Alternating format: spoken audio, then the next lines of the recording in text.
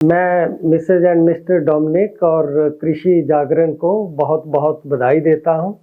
कि उन्होंने एक बहुत यूनिक और नया इनिशिएटिव शुरू किया है, मिलेनियल फार्मर ऑफ इंडिया।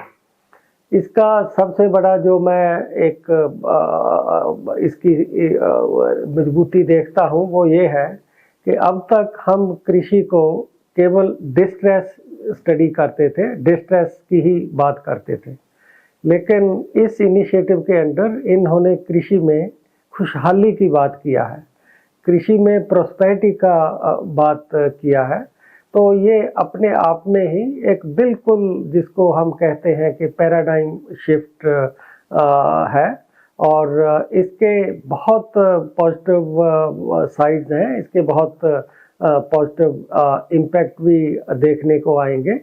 कि इस अवार्ड के द्वारा जो किसान जिन्होंने जैसे नॉन एग्रीकल्चर में इनकम होती है उस तरह से इनकम अर्न की, जिन्होंने एग्रीकल्चर को एक डिस्ट्रेस का धंधा ना समझ के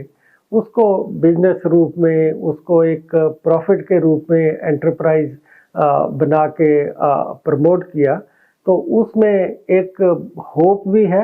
और एक कॉन्फिडेंस भी है। तो मुझे ऐसा लग रहा है कि जो ये message millennial farmer of India का इस देश में स्प्रेड होगा, हमारे जो यूथ हैं या हमारे जो महिलाएं हैं उनको भी एक बहुत बड़ी प्रेरणा मिलेगी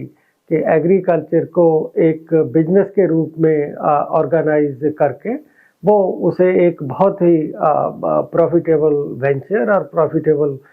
एंटरप्राइज बना सकते हैं और हमारे यूथ को या दूसरे लोगों को कृषि से बाहर आने का एक मजबूरी में बाहर आने का जो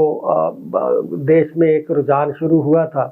कि बहुत से लोग कृषि को छोड़कर आके शहरों में बहुत छोटी छोटी नौकरियां, बहुत छोटी मजदूरी करते थे। इस तरह की जो